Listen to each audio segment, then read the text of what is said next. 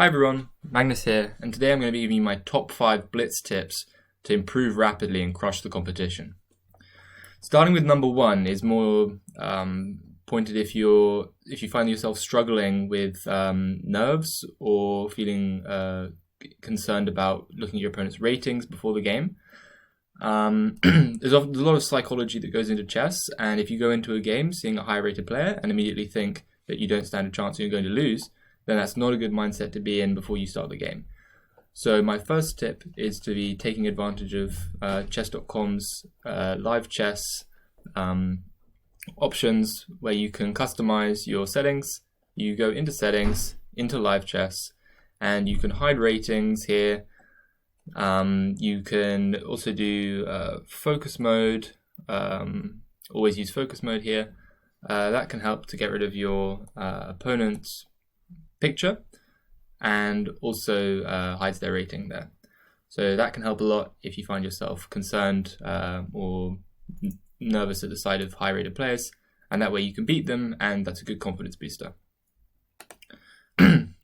My second tip for you is to have no respect for your opponent.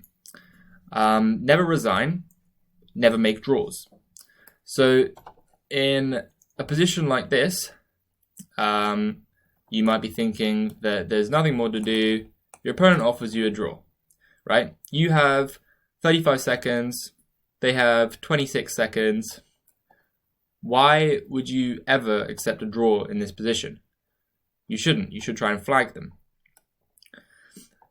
And also, much like this position, you should not accept a draw. If you're completely losing, I don't care what the position is, you should not be resigning in a blitz game. Like, there's always a chance of a stalemate. If you can stalemate 2 games out of every 50, you should do it, right? Because that's going to save you 16 points possibly. But in this case, I'm also going to show you how you can best push for playing on as long as possible in these completely dead rook end games. Because dead rook end games is where you can pick up lots and lots of points in blitz where other people aren't trying hard enough. Okay, so say it's white to move. You should try and go for this g4 expansion, specifically in these 3-on-3 positions. Let's say that they respond with g5 because they don't want to let you get in g5 yourself. For example, if they were to play g6, you would bring up your king. h5 could be a mistake, as you can play h3. You can also play g5. But let's say they go g5 too. Whoops. Let's say they go g5. You can start to bring your king. And what's important is that you're not thinking when you make these moves. You make them fast, okay? Good moves quickly is a lot better than having the best move, but taking more than 5-10 seconds on it. So let's say you start to improve your king. They're improving their king. You give a check. They've now forced a pawn. And now you start to stall here for as long as possible. And eventually you'll make another pawn move. You'll move the king back. Maybe you can move the rook to another rank and you can start moving back and forth on this rank. So let's say black's moving. You're moving back and forth. You don't really care. And you notice they're trying to repeat moves with you. You don't let them. You move the king. Whoops, not like that. Although that is a risk of happening. Mouse slips are always a thing. I'd also recommend moving to the flanks when you know it's safe, because the flank A and H files are the most common pre-move squares for the opponent. So you'll often get games that end like this, and then you just take the rook and they resign. But they're equally likely to do this. And then once you've been shuffling back and forth for a while, you can go over to the back rank, start harassing the king. Okay, so they're shuffling.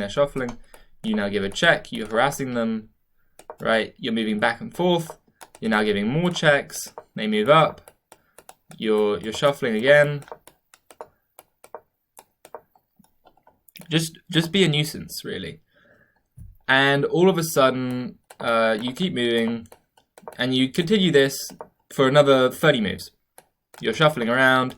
You're moving the rook to random spots around the board, making sure you don't repeat the position. And once you approach the 50 move rule, you play h3. All of a sudden, 50 moves, shuffle around the board, shuffle around the board, shuffle around the board. keep repeating this. Make sure you're mixing in your pre-moves, your traps. You're going to the A file every now and then, trying to catch them out on a pre-move. If you notice that they're moving to, like, say, in the B and D file very frequently, boom, go to the B file. You catch them out, pre-move, you win. And then eventually you want to go round and start harassing their king again. You come back, you go back, you move back and forth. Another 50 moves passes, you play F3. Okay, now you're shuffling again, you do the same process, you follow the same procedure, you go around, you check them, you come back, you try and catch them out on pre-moves on the A file, on the B file, on the C file, whatever you notice them pre-moving the most. And eventually, that might happen as well. Eventually, you're playing H4. You're getting a trade, and you repeat the position, you play fast, play a lot of moves. They're going to start to panic. They're going to be getting low on time now. They might have started with 25 seconds. You had 35. Now they're going to have 10 seconds. They're not feeling so confident about winning this position anymore. They might want to start forcing some trades like this. Well, what you should do, you shouldn't accept the trade initially. You want to waste even more of their time so that they have the decision to make. Don't make the decision for them. If I were to take this pawn, say king f4, right?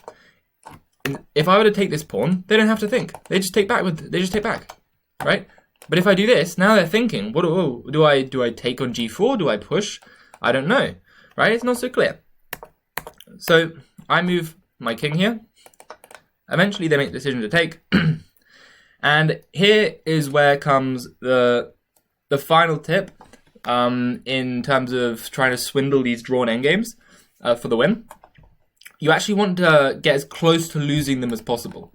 So they start moving the rook around. I'm going to move my pawn up. And I'm going to also lose the pawn. Right? I'm giving them the pawn. And the reason I'm doing this is because now I'm going to draw this endgame. I know I can draw this endgame. This is a drawn endgame. I've given them the pawn. But psychologically, they want to beat me. Even if they have 10 seconds and I have 15, they're going to start using their time. They're going to start thinking. They're going to start being like, oh, hold on. How do I get my king in there? How do I force them back? I want to beat this guy. Because they'll be annoyed at you as well. You'll have been wasting time, played probably about 150 rook moves at this point, just back and forth. And all of a sudden, they think they have a chance. They don't have a chance. You know your rook endgames. You got to know your endgames if you want to be a good blitz player. But you know your rook endgames. You know this is a draw. You know you can check from behind. And you know that, worst case, you'll just move the king here, move the rook back and forth, and you make the draw. Right? But they're going to be thinking, they're going to be spending their time. Oh, okay, yeah. They're going to try and get behind the pawn or do something. You don't care. You're going to hold the fourth rank. And all of a sudden, there's going to be a situation where they have 2 seconds and you have 10 seconds. And all you have to do is then start mixing in the checks. You mix in the checks. You try and get behind. You mix in more checks. You come back. And you are going to flag them. They will lose on time. People cannot survive this unless they're very good, very, very good blitz players. But 99% of the time, under 23, 2400, you're going to be playing people that are going to try and press for the win, and they're going to lose on time. They don't want to give you the pawn, and they're going to start trying to think. And that's a mistake. They're going to start thinking and trying to play good moves. But once we get onto the next tip on my list, my next tip is actually bad moves quickly. And this is something that Magnus Carlsen said about Nepo, which was, I think, quite a funny joke. Of course, Nepo plays very good moves compared to most of us. But it is true that to be a good blitz player, you need to play mediocre moves. Doesn't matter if they're the best move. You need to play those moves and you need to play them fast. If you're spending any more than 10 seconds on a single move, that is a huge mistake. Unless you're up loads and loads of time and you're trying to find a killing blow. That's sometimes an okay thing to do, but other than that, don't go into the tank. You will be losing on time. So here's a game where I played against GM. I didn't play particularly well. As you can see, the game was equal the whole time, but they just moved way too slowly and I ended up winning on time. So let's just run through the game. I play a nice setup, which is something I'll talk about later, is having your setup so you can play very quickly. If you notice the times, right? I'm blitzing out my moves. They're blitzing out their moves, admittedly. I'm playing fast. Neither of us are taking too long on any move. I mean, this was bad by me. Spent way too much time on that. But either way, we get a position. I make a mistake, but it's not a big deal. I keep moving quickly. As you can see, this is another mistake. They spend 20 seconds on this one move, which forces my response to move forward. Yeah. And so we're shuffling about. The position's very locked up. There's not a whole lot to do. I've completely shut the position down now. And as you can see, I'm actually down loads on the clock, which is bad. Although there is some benefit to being low on the clock because your opponent can start playing quickly as well. So if you have a huge time deficit that can't be overcome, say you've got 30 seconds, say you've got like 40 seconds and they've got 2 minutes, sometimes getting low on time encourages them to move very, very quickly as well, and they can start to make mistakes. But either way, I was shuffling around, trying to put some pressure on their center pawn. I lost a pawn. They gave me back the pawn. And all of a sudden, the position is quite hard to make progress. And the onus is on them to try and beat me. They're the GM, right? So I'm just making moves. I'm hanging on. And they, in this position, make a terrible decision. They can't come up with a plan here. And they spend almost 30 seconds, which is like just crazy. That's over 80% of their time. And they make this move, bishop d6, which doesn't really do anything. And you can see I pretty much instantly respond with just a random king move. They are now continuing to try and make progress. I'm just shuffling the pieces around. And then I just give them a check. I mix in some checks when they're low on time and they just lose. For some reason, I guess they don't like blocking. Maybe I'll play g5, g4. Maybe I'll play g5 and take and then try and get my bishop in. I mean, at least there's a lot of straightforward plans here. That's all I'm saying. But this moves on to bad moves quickly is very much linked to my next tip and my final tip, which is you want to have a very narrow, and you want to have a narrow opening repertoire, and you want to have you want to know it very, very well, and also have it be less known by your opponents. So, for example, against the Sicilian, I was really liking this knight c3 stuff. Where you play a closed Sicilian and you play bishop e5. Lots of people, strong players, don't know what to do against it. It is becoming slightly more popular, but the idea is that you know your sidelines. You know that you try and learn all of the ideas. Like for example, d5 looks like a natural move. No, it's not. It's a trap. Actually, you'll lose a queen, right? So you want to know your opening ideas very well, and you want to be playing weird sidelines like this bishop b5 stuff to try and take the knight. And if you get a position like this, for example, you will be much, much, much more familiar with the structures than your opponent. Now, this will take time and probably a lot of games to get familiar with them, but the point is that if you're playing forcing variations against their lines into narrow and less known territory, then you're going to be so much more familiar than them with it, and you can make these moves extremely quickly, build up 1 to 2 minute time advantages right out of the opening, and then you can just put the pressure on them on the clock, and they'll often crumble, and if they don't crumble, you can beat them on time. So another example is against e4, e5. I've been playing bishop's opening quite a bit. There's this trappy line where you can go for queen g4, and after queen f6, you can go knight d5, queen f2, and then it's very hard for them to defend their g-pawn. And it looks like they're winning here because they've just taken the f2 pawn, so a lot of people go for this, right? But you've got knight h6, knight h3, and this is like the kind of idea that you probably wouldn't know unless you were very well studied in your weird sideline. And you got to know that after d3, c3 is coming and their queen gets trapped. So this is just one such example of like a trappy line. Another example in this particular opening is actually g6. You can go you go queen f3 threatening checkmate. They bring their knight out. You go knight e2 to stop their knight going here. They go here to try and bring out their bishop. You play h3. They often like to am I mixing something up? No. They often like to move their bishop out somewhere. And then here you can go d4 with this nice trap, because after bishop takes d4, you get bishop g5 with a pin and a fork. So this is also a nice idea that you might want to know if you're learning openings like this. It's good to know all of the traps possible.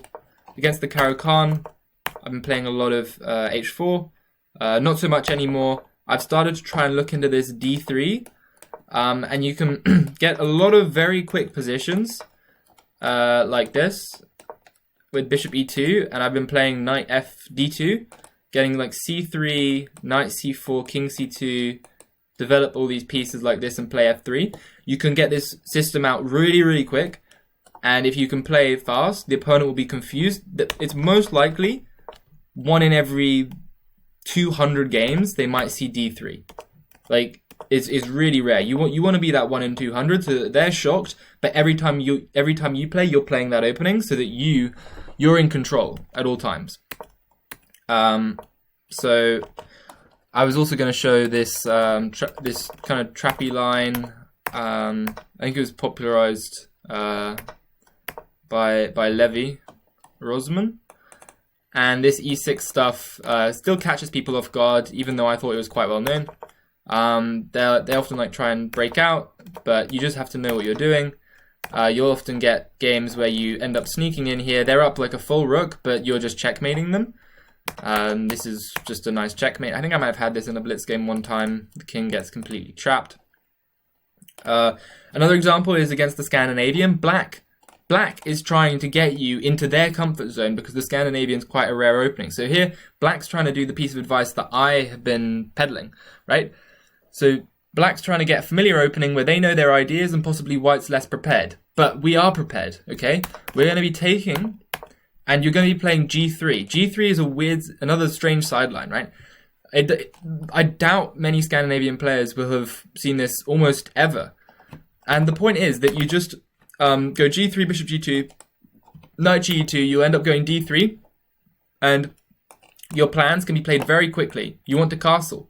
You want to play a4, a5, a6, start pushing the b pawn, develop your bishop to d2, put the rook on b1, try and break open the b file, and potentially play queen c1, queen b2, initiate some trades here, and you just play these moves without thinking too much. And the reason is because your position is very solid. They can't do a whole lot to you. So while they're thinking there, probably spending like 10-15 seconds trying to move an e-pawn, develop a bishop and castle, you are going to be moving instantly. And that's actually why I have one last piece of advice in terms of opening selection. I actually wouldn't recommend e4 unless you're willing to learn a lot of theory and try and memorize all these traps, or at least like play through them and analyze your games and see where you went wrong. If you just want something you can play very nice, very fast, I recommend knight f3, g3, and you just go for these King's Indian attack setups. And the reason why it's so nice is because you can play the King's Indian attack with white and with black. So you just go d3, develop the knight. At some point you can go c3, e4. Sometimes you can go for c4. You can also go for like a double fianchetto here. You basically, you can do whatever. What matters is that you play it quickly. And hopefully your opponent will be thinking a long time. You can build up some time advantage. And as long as you make sure that you're tactically aware, not blundering any pieces, you can get away with pretty much doing whatever you want. Because I mean, it's blitz. You're not meant to be making the best move every move. Just try and do your best and get that time advantage. Try and get familiar positions that you see a lot, so you know the basic ideas. You know the pawn breaks, so you can know where your pieces want to be. And if you can do that, then you're going to have a lot more blitz success. And so I hope this all works for you. And I'll see everyone in the next video. Thanks for watching. Bye.